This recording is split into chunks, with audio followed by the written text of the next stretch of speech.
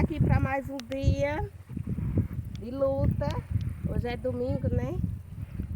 Graças a Deus. Hoje é dia do Senhor. Quer dizer, dia do Senhor é todos os dias, né? Mas hoje, domingo, né? Estamos aqui, aguando a horta. Viemos trabalhar um pouquinho aqui. Isso aí, dia de domingo não para não.